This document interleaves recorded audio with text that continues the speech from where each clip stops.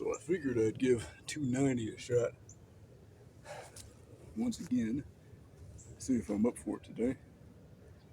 But if I can't hit this for 5 reps, then I'll drop the weight back down, stick with 285 for a few more days, maybe even a whole week. Who knows? Warmed up. Got my left forearm good and warmed up. That's the most important part. Because if I can get this elbow in a good position, that just sets the stage for everything else to follow through. If I don't get this elbow in a good position, and I flare it out like that, then all of a sudden the bar's all over the place. Can't push on it evenly, can't really engage my left pec and left tricep. It's just not smooth and effective. So I gotta warm this left forearm up extra. But I've done that, so you should be good. Should be able to knock this out for 5 minutes, especially with a day's rest.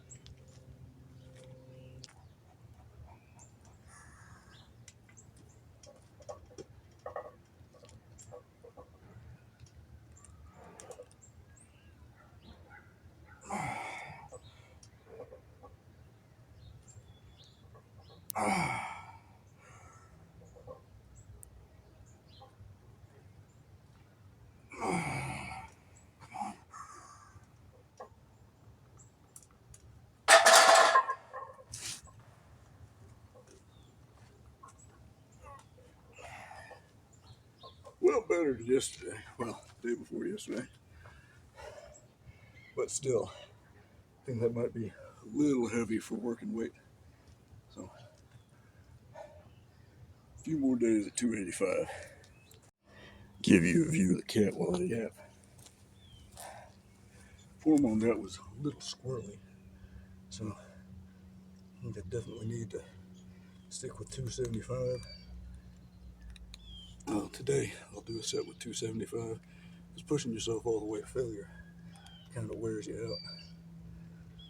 So I don't think I'd be able to hit 285 for a good set of 5, and I want to stick to that rep range. So I'll do a set at 275 for 5, and tomorrow I'll be back to 285 for, I'll call that 4 straight days. 4 days at 285, and I should be good for 295, hopefully.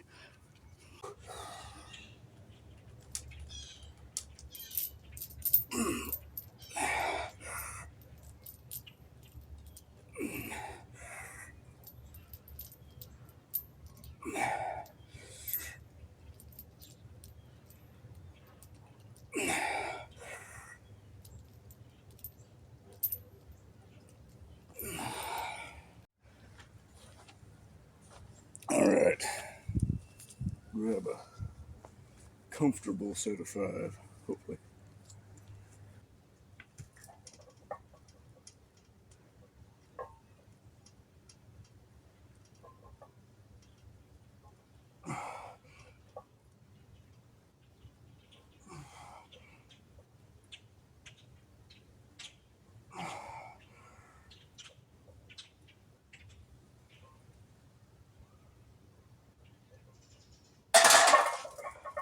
Yeah, I think that definitely was my problem. Because for a while there,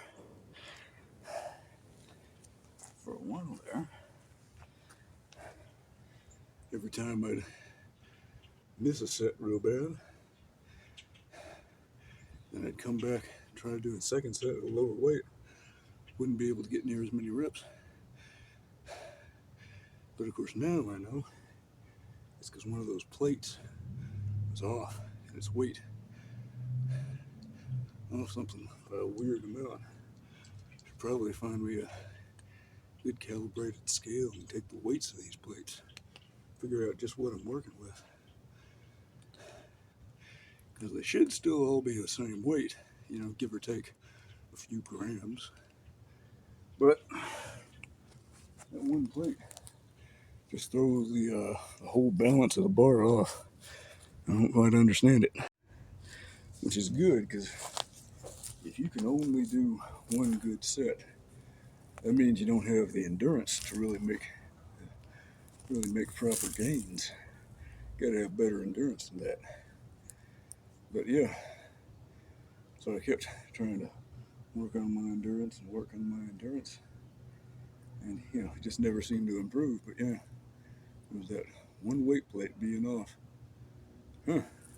So yeah, it definitely seems like my endurance is in a good place, because I can give it everything I've got and come back, still put out a real good effort. So my endurance isn't terrible. Anyways, speaking of endurance, grab a second set of pull-ups. But I think I'm going to do this one without any weight. That way I can fully lock out in the top position.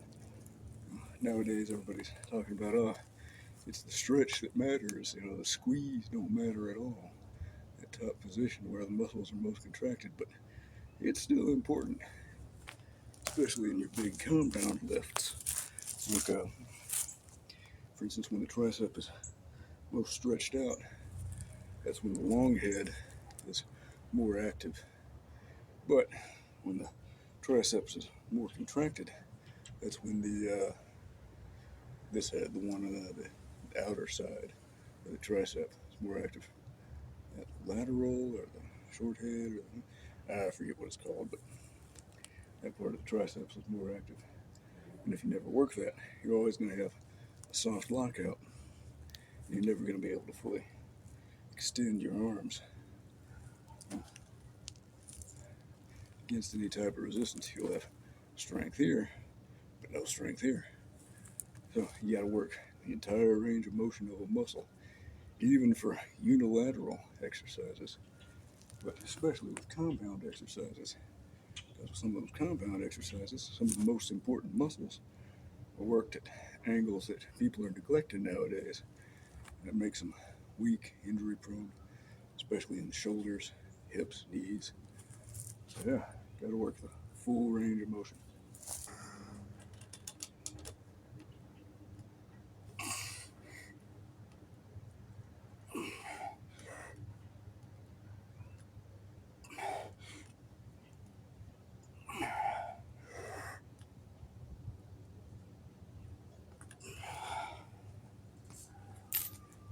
Not going to push all the way to failure. Just get a couple of good reps in.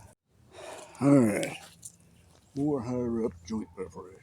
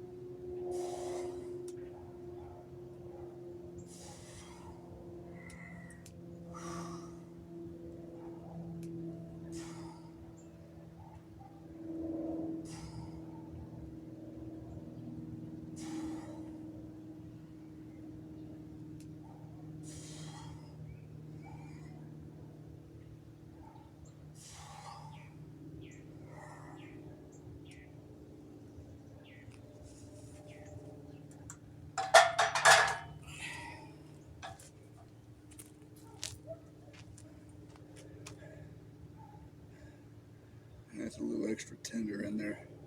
I think it might have aggravated my elbow slightly. So yeah. So I guess won't do any heavy isolations for a while. Just doing those heavy isolations for the past couple of days seem to have aggravated it slightly. But still, it's all part of the growth process. Just need to take it easy, let that joint heal up, do some higher up stuff, pump a lot of blood through there. I think I might do some body weight tricep extensions. Those are always nice and gentle on my elbows for some reason. Just something about the groove of those.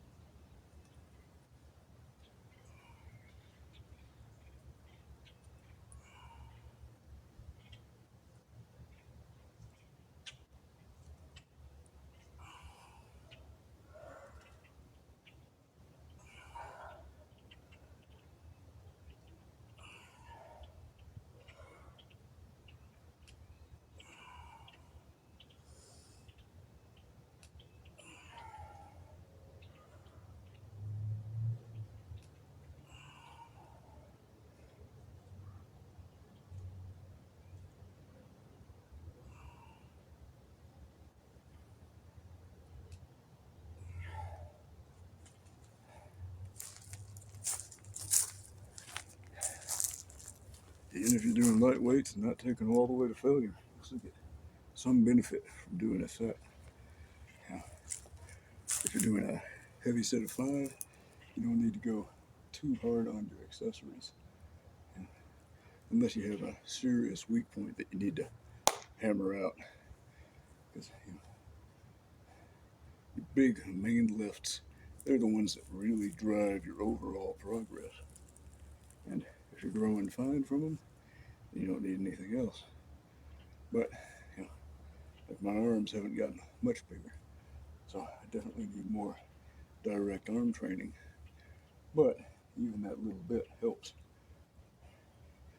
I just need to get this elbow completely sorted out before I start really hammering dumbbell curls and tricep extensions. Otherwise, I could injure my elbow. That would delay my progress even more. So yeah, so I'll just keep it light for now, light and easy. Slowly work on getting that more pronated position. That's what my elbow needs. It's strong right here, but all the way pronated, that joint's still a little weak. All right. Do a set of curls, not all the way to failure with 25s. And then I think some skull crushers. Because with the pronation on that bar, with the grip on that bar being more neutral and fully pronated, should be pretty good. And after that, I think I'll do a set of supinated skull crushers. Just with the bar, you can't do a whole heck of a lot of weight on that from the because you're holding it in reverse grip.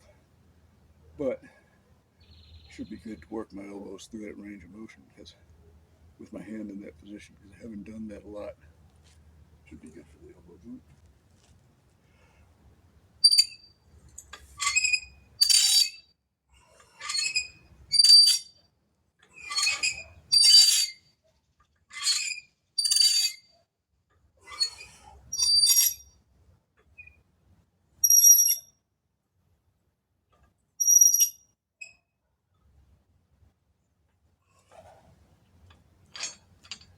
It felt pretty good.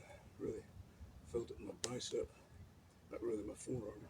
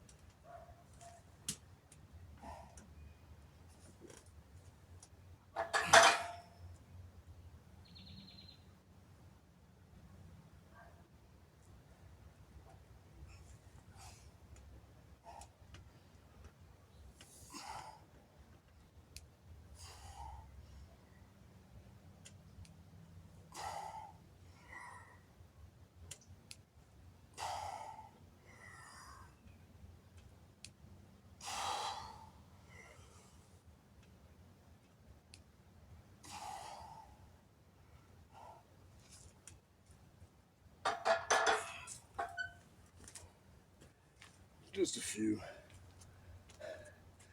Because, yeah, elbow's a little tender. Right elbow is. Right elbow's a little tender too. But none of them are at that injury threshold. Just into the progressive development threshold. Strengthening your joints can take a long time. But I think I'm getting there.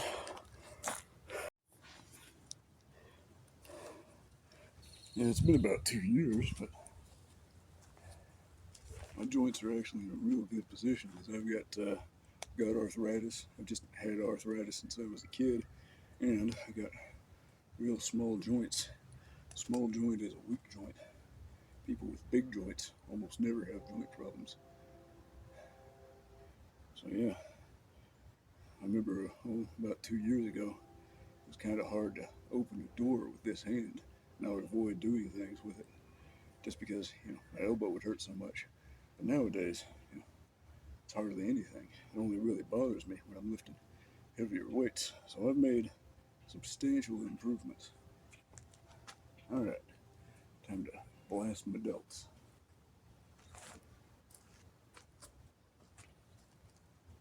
I can even horse around these 45-pound plates for, about a half of a lateral raise, and my elbows don't scream at me.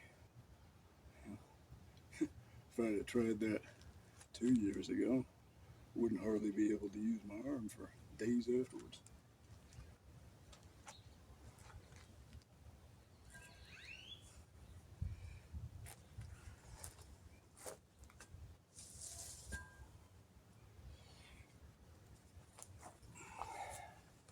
Some people think the only reason people strength train or bodybuild or do whatever is just because of their ego. Like, no, it really improves your quality of life.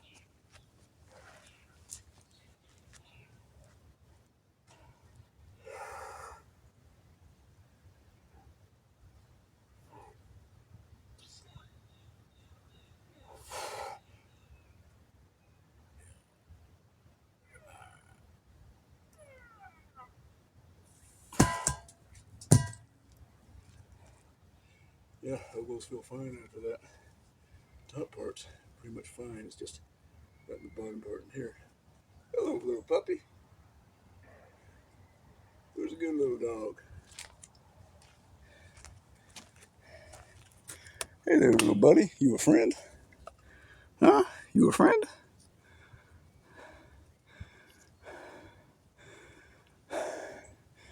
Think somebody lost a dog. All right. Well, I'll go track him down, find his owner after I finish these lateral raises.